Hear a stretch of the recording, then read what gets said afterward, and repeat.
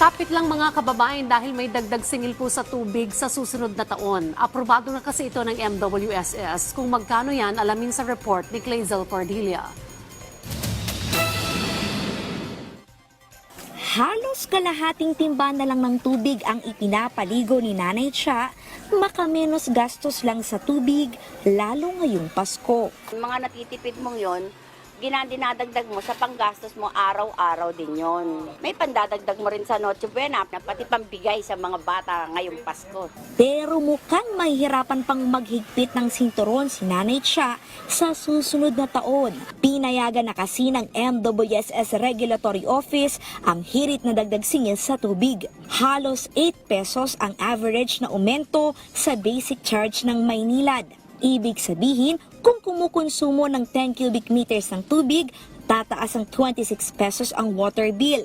Sisirit naman sa 100 hanggang 200 pesos ang patong sa gumagamit ng 20 hanggang 30 cubic meters. Sa puldi ng mas mataas sa singil sa tubig ang mga customer ng Manila Water. Higit 6 pesos ang dagdag bayad sa kada cubic meter ng mga consumer sa East Zone. Ibig sabihin, lalaki ng 34 pesos hanggang 154 pesos ang bill ng mga consumer na gumagamit ng 10 hanggang 30 cubic meters ng tubig. Ayon sa MWSS, pinayagan ang rate rebasing para masigurong makukumpleto ang mga proyekto ng Maynilad at Manila Water na magbibigay ng karagdagang supply ng tubig sa harap ng banta ng El Nino. Isang dahilan din ng inflation o bilis ang pagtaas ng mga bilihin na nakadagdag sa gastos ng dalawang kumpanya. Sabi ng ilang consumer, ay hindi na po namin makakaya. Ngayon nga po, ang taas-taas na eh. Dapat hindi kami mawala ng tubig, lalo na kung mataas ang singil. It is affordable.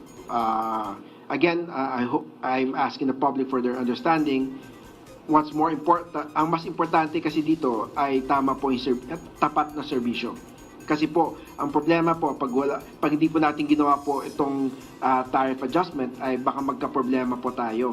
At hindi po ma-provide ang tamang serbisyo sa ating mga consumers. At mas mahirap po ang epekto nito sa ating mga consumers. I can guarantee that there will be no water crisis because of these projects. Hinihikayat ng MWSS ang mga benepisyaryo ng 4Ps o may hirap na Pilipino na magparehistro bilang lifeline consumers para mabigyan ng diskwento sa bill.